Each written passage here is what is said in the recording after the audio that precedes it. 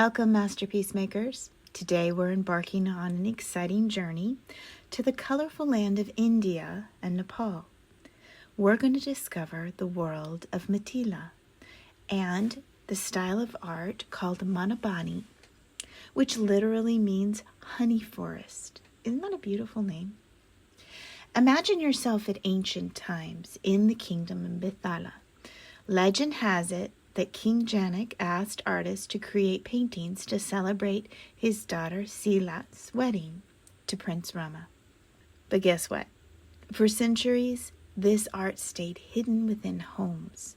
It was a massive earthquake in 1934 where the walls crumbled and a British officer named William Archer discovered these stunning paintings on the walls that were exposed. He was so amazed, he shared them with the world. Now, this form of art is created by women. Girls watch their mothers carefully paint intricate paintings on the walls of their home. This art is passed from mothers to their daughters, generation after generation. And the most special moment is when they decorate the kobar, the room where newlyweds live after their wedding. Now let's pretend that we're artists from long ago. Feel the smooth mud walls beneath your fingers. Now you're not going to use a paintbrush. You've got to grab a twig or a branch and dip it into the vibrant colors that you have made from nature's palette. Can you imagine making a masterpiece without brushes or store-bought paint? The artist would use charcoal for black and plant leaves for various colors of green. Flowers like marigolds and hibiscus for pinks and oranges. All of these natural dyes were like a beautiful science experiment. For a long time, this art was only done on the walls. But in the 1960s, a severe drought hit the region, and to help families earn money, women started painting on paper and canvas instead of the walls. And so their art turned into a livelihood. The Madhubani paintings, you see images from nature, moon, fish, bamboos, elephants, peacocks, and scenes from the Hindu epics, even daily village life, especially weddings. Every space is filled with color, leaves, patterns, or geometric shapes, even the background and the borders. And now their art is famous worldwide. They even have several trains painted in this style. Today we'll be creating a Madhubani-inspired fish design. Why fish? Well, in this region, fish symbolize prosperity and fertility. The rivers like the Ganges and the Koshi flow through the region, making fish an important part of life here. They're not just a source of food, but also a symbol of abundance in art and culture. Now, the children of the Mithila villages wake up early to help their families with chores before heading to school. Unlike American children who ride buses and cars to school, some children in Nepal walk miles across mountains or even cross rivers in baskets on zip lines. Life here, it's different. It's full of stories and traditions that inspire their art. In the Madhubani paintings, every space is filled with patterns. There's no empty spot. We'll use double outlines for our fish. Fill them with intricate designs like flowers and waves and geometric shapes. And the borders are just as important as the main image. It frames the story we're telling. Now, what about color? In the Madhubani art, colors are bold and symbolic. Red stands for energy and passion, green for fertility and prosperity, blue is devotion, and yellow is wisdom. We'll use complementary colors like red and green or blue and orange to make our artwork dynamic and eye-catching. As we draw our fish today, think about adding other elements like bamboo or lotus flowers or even the sun. These are common symbols in this style of art. Remember, we're going to fill every space with pattern, so let your creativity shine through.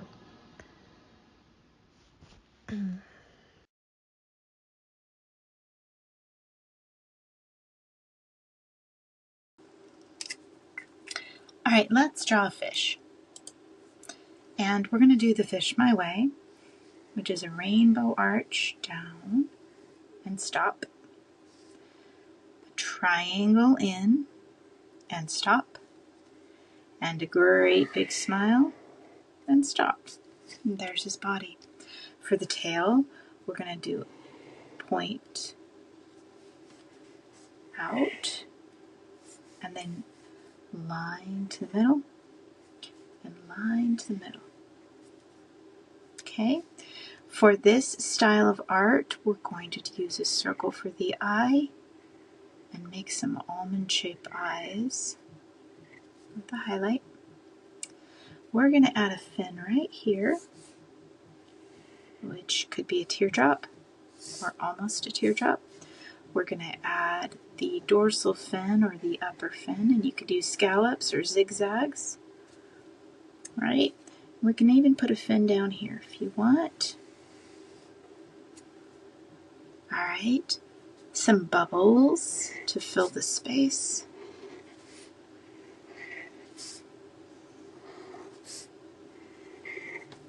Some ground or pebbles.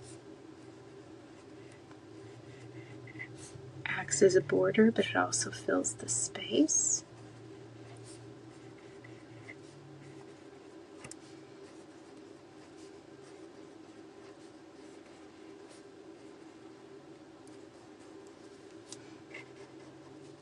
Let's add some plants. Wherever there's enough space to fill in a few plants. And then we'll go around the edges and do borders in just a minute. We have to outline this fish with another line that's parallel to the line we drew. It's an outline. I'm going to go on the inside and draw close but not touching. And this is really tricky. You have to focus on just ahead of the line that's already there. Can you do it? I'm having a hard time doing it, so I'm curious if you're finding it easy or hard. And maybe it would be easier to do smaller shapes inside the bigger shape. I'm going to divide this up so that each one of these sections, curved lines, can be more designs along the tail.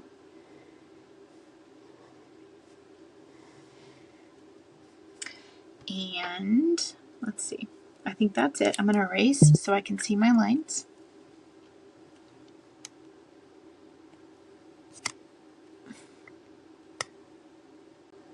Now it's time to fill in some patterns. And I'm going to, so that the camera can see, I guess I'll start over here. First I'm going to create the eye because I want my sweet fish to look at me while I design it. Okay, so patterns. I am going to fill in this space here with lines going this way. I'm going to skip this one and go with lines going that way. And then maybe lines going this way. There's no specific rule. I'm going to pull a line that's parallel to the other one and leave that space white. I'm going to do that over here too. So I have some of these white spaces like they have in their artwork. This one I'm going to do those fishy scales. So I'm going to start up here. I'm holding my pen back a little bit so hopefully you can see. And I'm going diagonal, following the curve that I originally did. I kind of want it to stay curved, but it doesn't have to. This one I'm going to make some spaces so that I can do some different designs. And I'm going to go any way I want.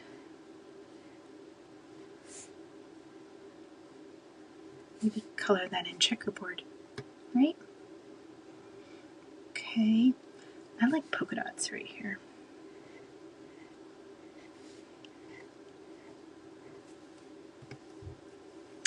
And this seems like it's a good zigzag place for me.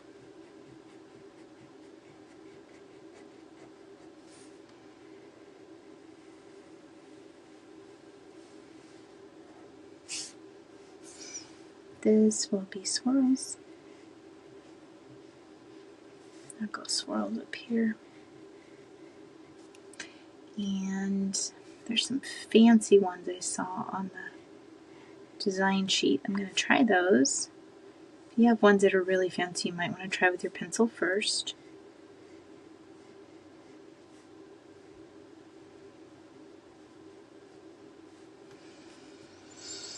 And then just some curved lines down so I can fill in those spaces with different colors. Alright, I plan on making my fish very colorful. So I have picked out some markers and I'm going to choose some colors and just start coloring in.